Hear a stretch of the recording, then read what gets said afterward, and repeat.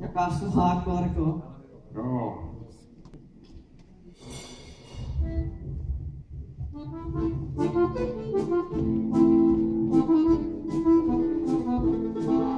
Ei ole mulla ruplia taskussa, mutta siitä minä välitän.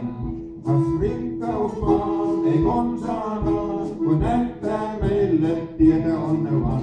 Ja niinhän sitä kerrotaan laskussa, että rikkaus syöntä rasittaa. Ja kohtalo pitää kaikki laskussa, miten paljon kukin aina saa.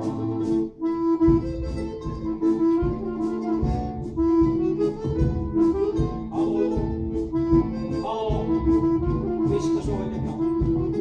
Täällä on niin kova meteli, ettei täällä ole kuulee. Elämä on vähän sitä rostia, että ei se aina hymyile. Ei keitä Ihminentiin, onneltiin, ja toisille soittamassa pojat. Meillä on nyt varattuna niin, että nyt ei keitä mitään. Katsotaan sitten myöhemmällä syksyllä. Lähestytään porttia, missä porttia ei kannata. Seis pojat! No. Nyt tuli niin suuri sopimus, että nyt joutuu jättää nuo ulkomaankeikat kaikki. Ja pitäisi tulla kyllä sitten oikein Suomen rahaa. No niin. Ja me päästään, nyt on tehty sopimus noitten Halo Helsinki sen yhtyeen kanssa, että päästään sille lämmittelybändiksi. Oho. Ja kotimaan keikkaa. Ja sitten ne soittelee sitten kaikilla festareilla ja maatalousnäyttelyssä. Ja on stadionille myyty semmonen, että on varmaan 10 000. Mä en ole stadionilla käynytkään. No nyt pääsette sitten. Sitten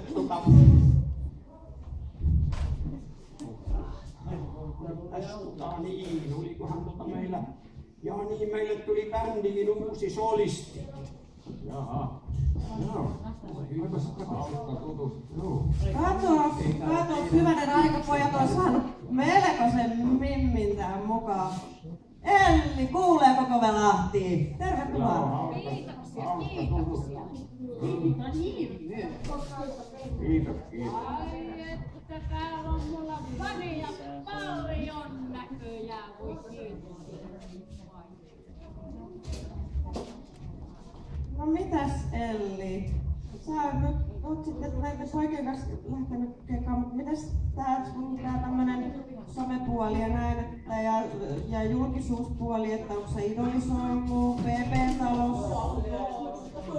Kaikissa olen ollut ja nyt mä sanon heti kerron tässä, että tuossa väliajalla minulla tämä minun managerini, hän sitten huolehtii tästä lehdistötilaisuudesta, että jos teillä on jotain kysyttävää, niin käykää hänen puoleen, minä vain soittelen. Mutta minähän olin siellä Kanarialla Nykäsen Matin kanssa, olin viime syksynä, oltiin Playa de Islissa ja